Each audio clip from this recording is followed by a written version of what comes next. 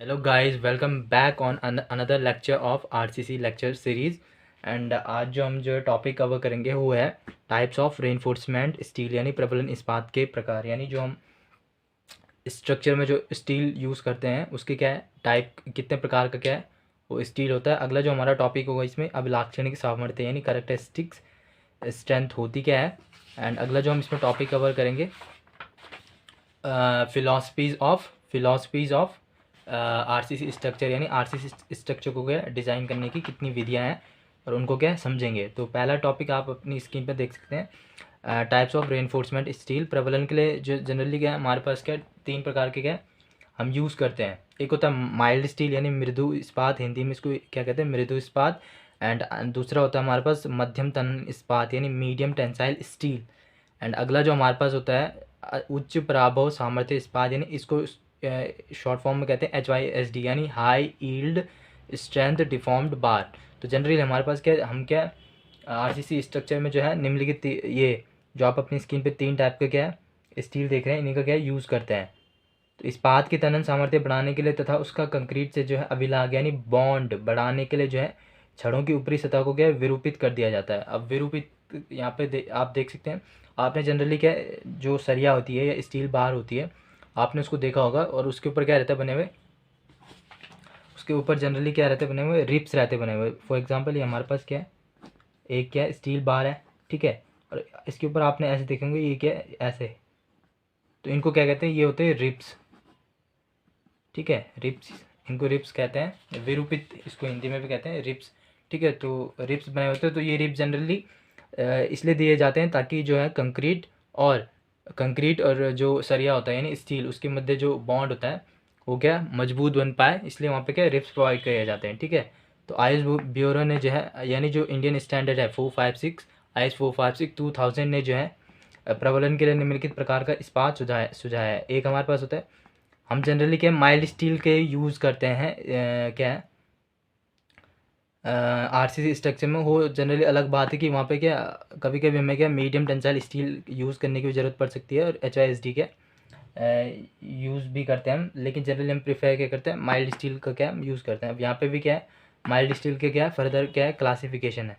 तो मृदु इस्पात, अब इसके क्या है जो माइल्ड स्टील है इसकी भी क्या है ये अलग अलग ग्रेड में आता है, ठीक है। तो यहाँ पे आप देख सकते हैं मृदु इस्पात ग्रेड Fe250 यानी एक हमारे पास आता है Fe250 जहाँ पे 250 क्या है उसकी करेक्टरिस्टिक स्ट्रेंथ है, ठीक है। जो स्टील होता है उसकी क्या है यहाँ पे करेक्टरिस्टिक स्ट्रेंथ है।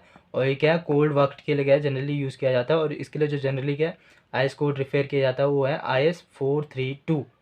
फिर अगला जो हमारे पास अगला जो ग्रेड है मृदु इस्पात का वो है ग्रेड Fe250, ग्रेड Fe250। और ये जनरली क्या होता है हॉल्ट रोल्ड होता है और इसके लिए जनरली जो IS कोड प्रेफर किया जाता है वो है IS 1139, ठीक है। एंड अगला जो हमारे पास एक उच्च पराभव सामर्थ्य इस्पात यानी HYSD स्टील के भी क्या दो ग्रेड होती हैं यानी हाई ईल्ड, इसको इंग्लिश में बोलते हैं हाई ईल्ड स्ट्रेंथ डिफॉर्म्ड बार, ठीक है। और इसके लिए जनरली जो IS कोड रेफर किया जाता है वो है IS 1786 और इसके जो है दो दो क्या ग्रेड होते हैं इसकी, ठीक है। एक है ग्रेड 415 यानी grade 415 known as Tor 40 and grade 500 known as Tor 50। तो आगे आने वाले जो न्यूमेरिकल होंगे चाहे वो WSM LSM कुछ भी हो तो वहाँ पे जो हमारे पास क्या क्वेश्चन में क्या ग्रेड दे दी रहेगी स्टील की, हमें क्या वहाँ पे ग्रेड प्रोवाइड करेगा, उसी के अकॉर्डिंग हमें क्या बीम का क्या एनालिसिस करना होगा और उसी के अकॉर्डिंग क्या हम डिज़ाइन करेंगे। तो आगे आने वाले वीडियो में हम क्या इनको क्या और अच्छी तरीके से समझेंगे। तो हमारे पास जनरली जो क्वेश्चन में दे दिया रहेगा ग्रेड क्या Fe250 का दे सकता है वो, ग्रेड क्या 415 दे सकता है एंड ग्रेड क्या 500 दे सकता है। आई होप क्या आपको क्या टाइप्स ऑफ रेनफोर्समेंट स्टील के समझ में आया होगा। अब अगला जो हमारे पास है वो क्या कैरेक्टरिस्टिक स्ट्रेंथ यानी इसको हिंदी में कहते हैं अभिलाक्षणिक सामर्थ्य क्या होती है, ठीक है। तो जनरली क्या है हम क्या करते हैं आपने क्या थर्ड सेम में हमारे पास एक सब्जेक्ट था BMC, ठीक है बिल्डिंग मटेरियल एंड कंस्ट्रक्शन, वहाँ पे आपने पढ़ा होगा जब हम क्या कंक्रीट की वहाँ पे क्या टेस्ट वहाँ पे थे, या फिर क्या है फोर्थ सेम में कंक्रीट जो टेक्नोलॉजी था वहाँ पे आपने कंक्रीट का टेस्ट पढ़ा होगा कंप्रेसिव स्ट्रेंथ टेस्ट। तो वहाँ पे जनरली उस टेस्ट में क्या करते हैं हम हम क्या 3 क्यूब लेते हैं 150 by 150 by 150 by mm dimension के हमारे पास क्या 3 क्यूब प्रिपेयर करते हैं और उनको क्या हम उसकी कंप्रेसिव क्या कंप्रेसिव स्ट्रेंथ के हम फाइंड आउट करते हैं यूटीएम यानी यूनिवर्सल टेस्टिंग मशीन के द्वारा।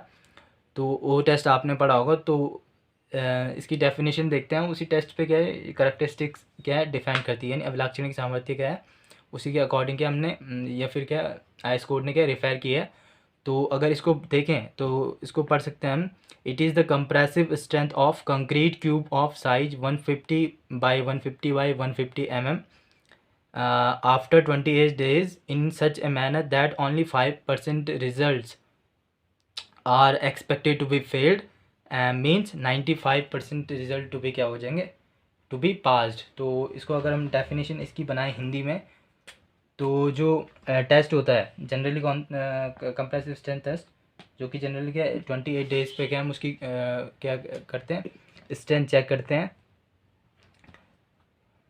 तो इसको डेफिनेशन लिख सकते हैं कंक्रीट की अभिलाक्षणिक सामर्थ्य वह है जो जो है जनरली क्या है। तो दोस्तों मैंने आपके लिए क्या है यहाँ पे क्या है इसकी डेफिनेशन लिख दी है इंग्लिश में है जनरली आपके हिंदी में ट्रांसलेट करने का जो भी लिखा है वो क्या ईजी टू क्या अंडरस्टैंड है। तो आप लोग यहाँ पे देख सकते हैं it is the compressive strength of concrete cube of size क्या होता है 150 बाई 150 बाई 150 mm आफ्टर क्या 28 days in such a manner that only 5% result are expected to be failed and it means 95 result to be passed। तो जब हम क्या compressive strength test करेंगे तो हम जो है अगर उसमें क्या है 5% केवल क्या है 5% जो रिज़ल्ट होता है वो फेल होता है और बाकी जो उसका 95% है वो पास हो जाता है तो हम उसे क्या कहेंगे उसकी कंप्रेसिव स्ट्रेंथ कहेंगे। और अकॉर्डिंग टू IS 456 2000 जो मिनिमम ग्रेड ऑफ कंक्रीट जो हम यूज़ करते हैं स्ट्रक्चर को रेनफोर्स करने के लिए वो क्या है M20 है। एंड नंबर ऑफ़ क्यूब्स क्या हम जनरली क्या कहते हैं 3 क्या करते हैं बनाते हैं इस टेस्ट को परफॉर्म करने के लिए। ठीक है दोस्तों। तो ये जो दोनों पॉइंट मैंने अभी बताया ये क्या है 1 नंबर के मार्क्स के पर्पज़ से क्या वेरी इंपॉर्टेंट है। फिल इन द ब्लैंक्स में क्या है जनरली क्या कई बार क्या पूछ लिया जाता है और इंटरव्यू के पर्पज़ से भी क्या क्वेश्चन क्या इंपॉर्टेंट है। तो आप अभी मैं आपको क्या एक क्या टेबल दिखाने जा रहा हूँ ये आप टेबल देख सकते हैं। और जो कंप्रेसिव स्ट्रेंथ होती है इसको जनरली क्या FCK यानी FCK से क्या इसको रिप्रेजेंट किया जाता है और इसका जो मात्रक होता है यानी जो इसका क्या होता है मात्रक होता है उसको वो क्या होता है न्यूटन पर mm² और न्यूटन पर mm² को ही क्या कहते हैं मेगा पास्कल भी कहते हैं। ठीक है। तो इसमें कंफ्यूज होने की ज़रूरत नहीं है। इन दोनों में क्या है डिफरेंस कुछ नहीं है दोनों क्या एक ही जैसे मात्रक है इन न्यूटन पर mm² और ये मेगा पास्कल। तो हमारे पास जो है हम जनरली क्या M10 कंक्रीट की ग्रेड आपने क्या कंक्रीट टेक्नोलॉजी में पढ़ी होगी। हमारे पास क्या होती है M5 होती है M7.5 की ग्रेड कंक्रीट होती है M10 की होती है M15 की होती है M25 की होती है M क्या 30 की होती है 40 की होती है 50 की होती है 55 की होती है एंड 60 की भी होती है। ठीक है। तो जो M10 M15 एंड M20 जो है इसको कहते हैं ऑर्डिनरी कंक्रीट और जो ये इसके अबव जो जितने भी ये नंबर हैं M25 30 40 इनको हम क्या कहते हैं स्टैंडर्ड कंक्रीट। और जनरली क्या हमको जो क्वेश्चन में जो ग्रेड ऑफ कंक्रीट दे दिया रहेगा वो क्या दिया रहेगा M10 M15 एंड M20 इसलिए ऑर्डिनरी कंक्रीट हम जो है हमारे न्यूमेरिकल क्वेश्चन के पर्पज से क्या इंपॉर्टेंट है। तो अगर इनके जो है करेक्टरिस्टिक्स स्ट्रेंथ की बात की जाए तो M10 की जो होती है वो जो इसके पीछे जो ये नंबर रहता है यही क्या रहती है इसकी करेक्टरिस्टिक्स स्ट्रेंथ। इसकी डेफिनेशन इससे पहले हमने क्या अभी पढ़ी है M15 की 15 हो जाएगी करेक्टरिस्टिक स्ट्रेंथ 15 न्यूटन पर m², M20 की 20 न्यूटन पर m², M25 की 25 न्यूटन पर स्क्वायर, 30 की 30 न्यूटन पर m², M40 की क्या हो जाएगी ऐसी क्या है सबकी ऐसी हो जाएगी। ठीक है। जो उसके पीछे नंबर रहता है वही उसकी क्या होती है करेक्टरिस्टिक स्ट्रेंथ होती है और इसका मात्रक जो होता है न्यूटन पर m² होता है। ठीक है। यानी यूनिट जो होती है इसकी न्यूटन पर m² होती है। अब जिससे पहले हमने जो 2 पॉइंट क्या बताए थे कि minimum number of cubes use for compressive strength of concrete according to IS 456 2000 are 3। ठीक है। And minimum grade of concrete for reinforce structure यानी इस कंक्रीट को जो रेनफोर्स करने के लिए जो हमारे पास जो है मिनिमम ग्रेड होनी चाहिए कंक्रीट की हम क्या 20 करेंगे यानी M20 से नीचे नहीं जाएंगे। तो ये क्वेश्चन क्या है मोस्ट इंपॉर्टेंट क्वेश्चन है क्योंकि क्या प्रीवियस ईयर में भी बहुत बार क्या न्यूमेरिकल में ये क्वेश्चन क्या पूछ लिया गया है। ठीक है। और इंटरव्यू के पर्पज से भी दोनों के क्वेश्चन क्या इंपॉर्टेंट आए दोस्तों की क्या आपको ये क्या समझ में आएगा। इसके बाद हम चलेंगे इसके क्या RCC के क्या है डिज़ाइन फिलॉसफीज़ में यानी RCC को जो कितने प्रकार जो डिज़ाइन करने की कौन कौन से मेथड है, ठीक है। तो जनरली हमारे पास क्या है डिज़ाइन। अब हम अगले इस पे टॉपिक को कवर करेंगे, डिज़ाइन फिलॉसफीज ऑफ। इसको अगले पेज पे देखते हैं। तो ये मैंने लिख दिया है पहले आप लोगों के लिए। 1 मिनट दोस्तों। तो दोस्तों अब हम कवर करेंगे डिज़ाइन फिलॉसफीज़ वाला क्या है कि आरसीसी स्ट्रक्चर के डिज़ाइन की क्या है फिलॉसफीज़, या फिर उसके वो डिज़ाइन फिलॉसफी, या फिर क्या है आरसीसी स्ट्रक्चर को डिज़ाइन करने के कितने मेथड है, ठीक है। तो सबसे पहले क्या डिज़ाइन फिलॉसफीज़ होती क्या है, तो इसको क्या हम समझेंगे। तो हमको क्या आरसीसी को क्या डिज़ाइन करने की ज़रूरत क्यों पड़ी, ठीक है। अब इसको जो इसके जनरली क्या 2 पॉइंट है, ठीक है। तो आरसीसी स्ट्रक्चर को डिज़ाइन करने की हमें ज़रूरत क्यों पड़ी, ठीक है। तो इसका पीछे मेन रीज़न है कि हम इसके द्वारा क्या कर सकते हैं कि size of generally size of या साइज या डायमेंशन भी बोल सकते हैं, size and dimension of member, यानी जो भी हम क्या मेंबर प्रोवाइड करेंगे तो उसका क्या है साइज क्या होगा, ठीक है। तो साइज और dimension of the member and the amount of reinforcement required, और उस स्ट्रक्चर को बनाने में कितना क्या रेनफोर्समेंट लगेगा, ये क्या हम करते हैं डिज़ाइन फिलॉसफी के द्वारा निकालते हैं। एंड ऑल्सो उसका क्या है साइज़ क्या होगा, ये भी हम क्या डिज़ाइन के द्वारा आरसीसी स्ट्रक्चर को क्या डिज़ाइन के द्वारा ही निकाल पता कर पाते हैं, ठीक है। तो फर्स्ट इसका जो पॉइंट रहेगा कि हम आरसीसी स्ट्रक्चर को डिज़ाइन करते क्यों हैं, या फिर डिज़ाइन करके हम क्या पता करते हैं, ठीक है। तो सबसे पहले इसमें साइज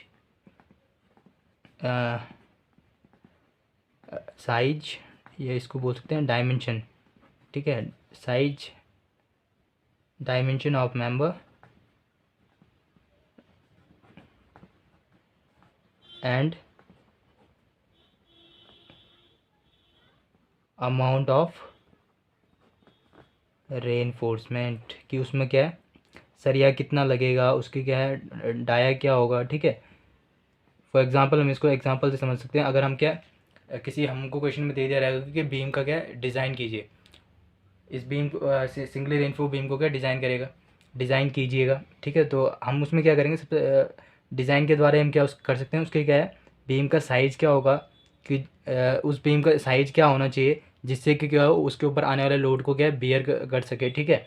एंड कितना उसमें सरिया पड़ेगा, कितनी उसका डाया क्या होगा, ठीक है। तो एक्सेस हम क्या उसमें ज़्यादा सरिया भी नहीं डाल सकते हैं, और क्या उसमें क्या कम भी सरिया नहीं होना चाहिए, ठीक है।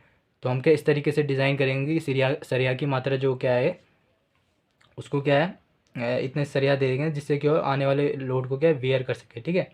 एंड अगला इसमें to check whether the member will perform safety and satisfactory during the life span, ठीक है, during the entire life span, ठीक है। तो ये भी चेक करने के लिए हम क्या डिज़ाइन करते हैं कि जो हम स्ट्रक्चर बना रहे हैं, जो हम स्ट्रक्चर क्या तैयार कर रहे हैं, बीम या फिर कुछ भी हो सकता है, स्लैब कॉलम कुछ भी हो सकता है।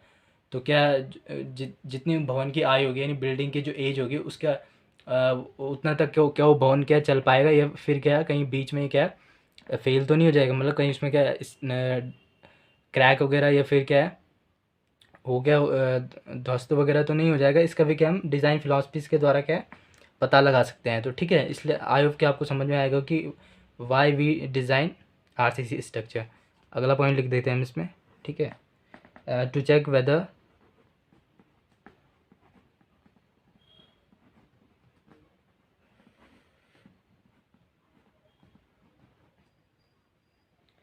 and the member will perform safety and the member will perform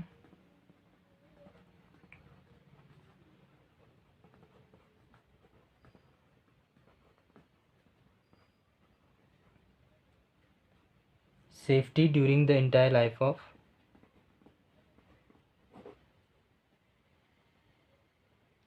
during the lifetime of a structure,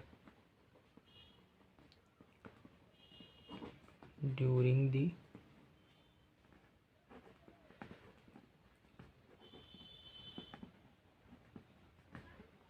lifetime of structure।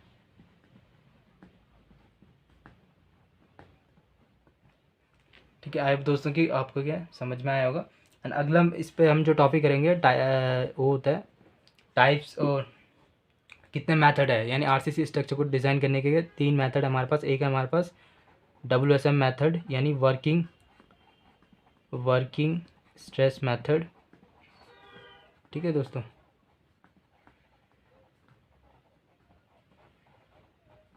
अगला है हमारे पास अल्टीमेट लोड मेथड, अल्टीमेट, इसको बोलते हैं चरम भार विधि, ultimate load method.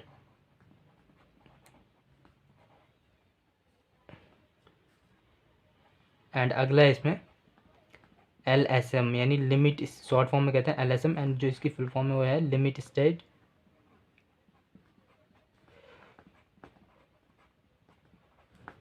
State method, ठीक है दोस्तों। अब इनको समझते हैं, तीनों मेथड को क्या एक एक करके समझेंगे हम, ठीक है, कि LSM होता क्या है, WSM कौन होता है, अल्टीमेट लोड मेथड होता क्या है। तो सबसे पहले हम समझते हैं WSM मेथड। तो WSM मेथड के जो है जनरली क्या है, ये क्या है, ओल्डेस्ट मेथड है, यानी ये वाला मेथड जो है ये हम क्या बहुत पहले से यूज़ करते आ रहे हैं आरसीसी स्ट्रक्चर को डिज़ाइन करने के लिए, क्या हम क्या है बहुत पहले से यूज़ करते आ रहे हैं, ठीक है। और ये वाला जो मेथड है वो जनरली क्या है, क्रैकिंग को क्या है, जो स्ट्रक्चर हम क्या इससे तैयार करेंगे वो क्या क्रैकिंग को क्या अलाउ कर सकता है, यानी इसलिए क्रैकिंग को क्या अलाउ नहीं करना चाहिए, सॉरी, क्रैकिंग को अलाउ नहीं करता है। इसलिए इस मेथड को जो जनरली यूज़ करते हैं वो क्या करते हैं, जो वाटर टैंक होते हैं, जो आपने देखा होंगे कि वाटर पानी को क्या स्टोरेज करने के लिए क्या हम बड़े बड़े क्या वाटर टैंक का क्या निर्माण करते हैं, तो उनको क्या है डिज़ाइन करने के लिए क्या करते हैं हम WSM मेथड का यूज़ करते हैं टू डिज़ाइन वाटर टैंक, ठीक है। और जो ये मेथड है इसमें जनरली क्या हम करते हैं, कंक्रीट और जो स्टील है उन दोनों को क्या मान लिया जाता है, इलास्टिक मान लिया जाता है,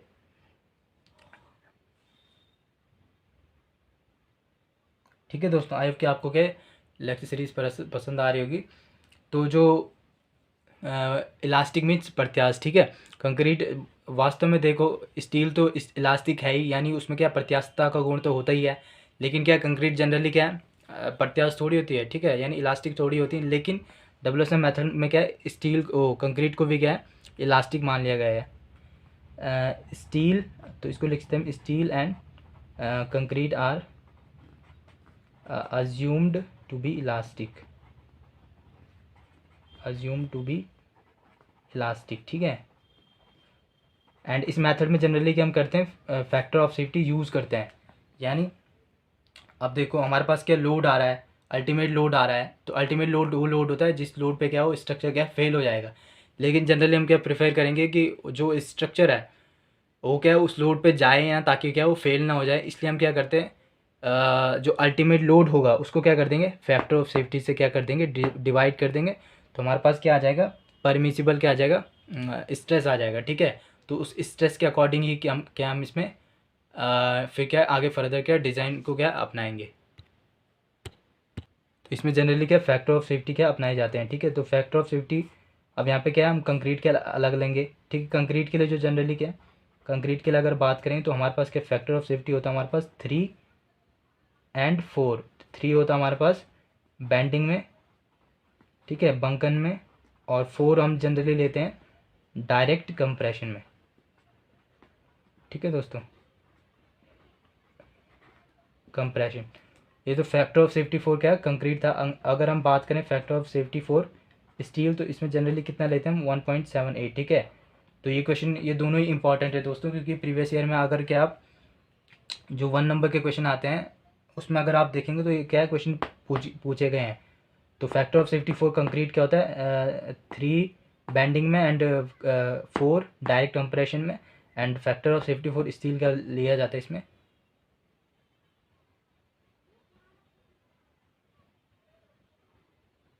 1.78, ठीक है दोस्तों। आई कि आपको क्या समझ में आ रहा होगा। तो जनरली जो यहाँ पे हम कह सकते हैं कि जो परमिसिबल स्ट्रेस होता है वो होता है अल्टीमेट स्ट्रेस अपॉन, जो परमिसिबल स्ट्रेस होता है वो होता है हमारे पास ultimate stress divide by factor of safety, यानी इसको शॉर्ट फॉर्म में कहेंगे FOS, ठीक है। तो जो अल्टीमेट स्ट्रेस हमको क्या क्वेश्चन में दिया हुआ होगा उसको हम क्या करेंगे, फैक्टर ऑफ सेफ्टी से क्या है डिवाइड करेंगे। फॉर एग्जांपल अगर हम कंक्रीट के लिए निकालेंगे तो हम क्या इसमें अगर हमारे पास बैंडिंग दिया है तो हम कैसे 3 से क्या डिवाइड करेंगे।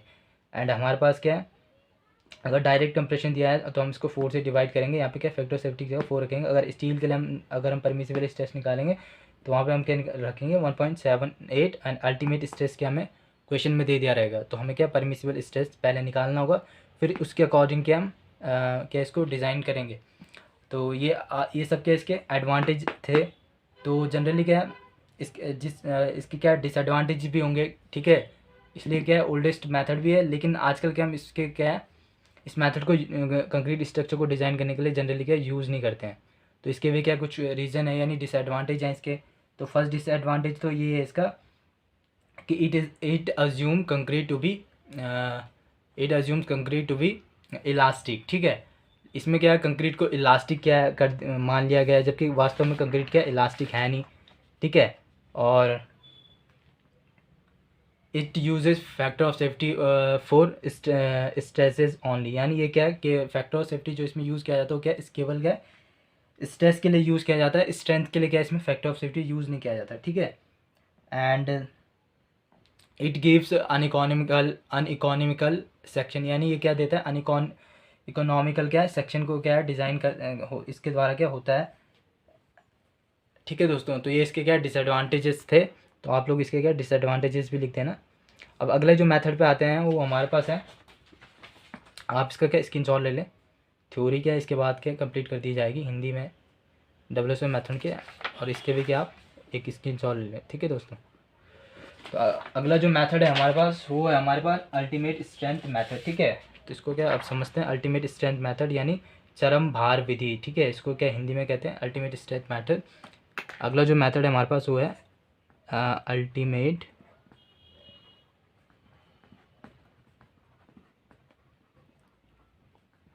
Strength method. तो इस मेथड को क्या है पहले समझते हैं, ठीक है दोस्तों।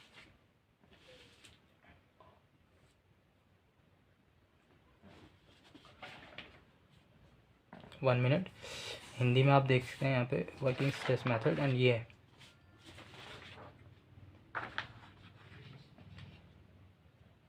तो जनरली क्या है WSM मेथड के बाद जो हम प्रेफर करते हैं जनरली जो हम क्या करते हैं, तो दोस्तों जनरली जो है WSM मेथड के बाद हम प्रेफर करते उसके बाद जो मेथड आया वो क्या था अल्टीमेट स्ट्रेंथ मेथड। तो इस मेथड में हम क्या करते हैं कि जो भी हमारे पास क्या लोड दे दिया रहेगा उसको क्या करेंगे हम लोड फैक्टर से क्या मल्टीप्लाई कर देंगे। फॉर एग्जांपल हमारे पास क्वेश्चन में लोड दिया रहेगा कि इस पर क्या बस जो है 500 न्यूटन पर मीटर का क्या लोड आ रहा है, ठीक है। और इसको क्या हम फिर क्या करेंगे लोड फैक्टर से क्या कर देंगे मल्टीप्लाई कर देंगे। तो हमारे पास क्या होगा हमारे पास पहले हम इसमें क्या अल्टीमेट लोड क्या कैलकुलेट करेंगे। तो अल्टीमेट लोड क्या हो जाएगा लोड फैक्टर मल्टीप्लाई बाय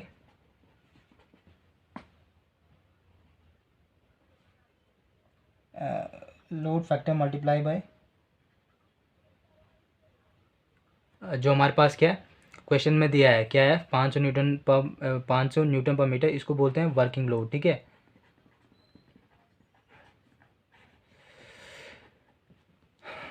तो इसको समझ सकते हैं हम कि ये जो मेथड काम करता है वो क्या करता है अल्टीमेट लोड मेथड पे काम करता है, यानी अल्टीमेट लोड मेथड को भी दूसरे शब्दों में कह सकते हैं कॉलेप्स लोड भी कहते हैं इसको। तो कॉलेप्स लोड कैसे निकालेंगे हम लोड फैक्टर, यानी लोड फैक्टर हम क्या है हमारे पास क्या है आईएस कोड में क्या प्रिफेयर कर दिया गया है, और जो वर्किंग लोड दे दिया रहेगा हमको तो ठीक है उससे मल्टीप्लाई करके तो हमारे पास क्या आ जाएगा कॉलेप्स लोड आ जाएगा। कॉलेप्स लोड वह लोड है जिस लोड पे क्या है वो स्ट्रक्चर फेल हो जाएगा तो उससे जो पहले जो थोड़ी सी जो उससे पहले लोड होगा उसको बोलेंगे कॉलेप्स या अल्टीमेट लोड। तो उस लोड के अकॉर्डिंग के हम क्या इसमें डिज़ाइन करेंगे, तो ठीक है। तो ये मेथड क्या है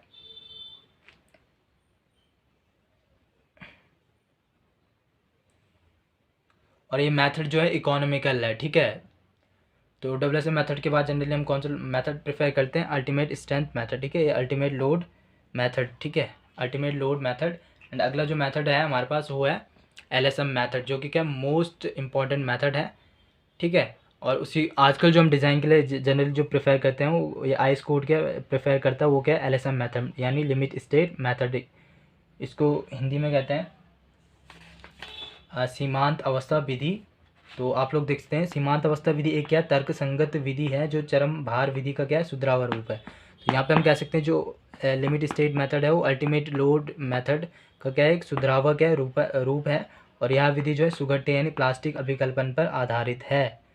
सीमांत अवस्था विधि में संरचना की चरम सामर्थ्य के साथ साथ जो है इसकी सेवा योग्यता यानी सर्विसिएबिलिटी और टिकाऊपन पर भी क्या विचार किया जाता है।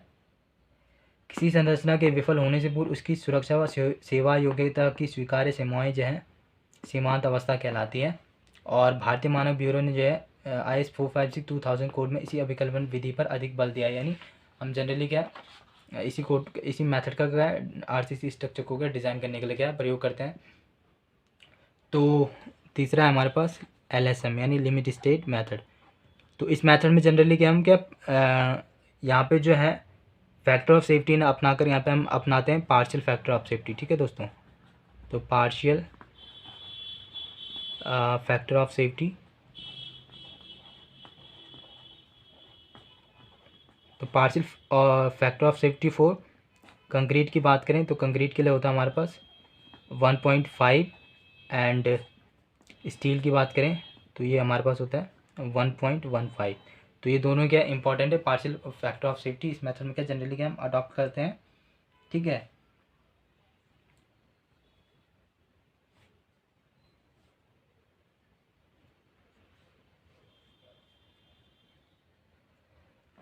तो LSM मेथड में भी क्या दो टाइप के होते हैं, एक होता है लिमिट स्टेट जो है limit state of collapse and limit state of serviceability. And जो लिमिट स्टेट ऑफ कॉलेप्स है इसका यूज़ क्या फ्लेक्सर हो गया, शेयर एंड बॉन्ड हो गया, टोर्जन हो गया, क्या हो गया कंप्रेशन हो गया, ठीक है, इसके लिए डिज़ाइन करने के लिए क्या प्रयोग किया जाता है। And limit state of serviceability क्या है एंड हमारे पास क्या है डिफ्लेक्शन क्रैकिंग एंड वाइब्रेशन के लिए जनरली क्या डिज़ाइन किया जाता है, ठीक है दोस्तों। आई होप कि आपको क्या LSM मेथड क्या समझ में आया होगा। तो इसकी जनरली क्या हम थ्योरी कवर कर लेते हैं क्योंकि क्या थ्योरी क्या इम्पॉर्टेंट है।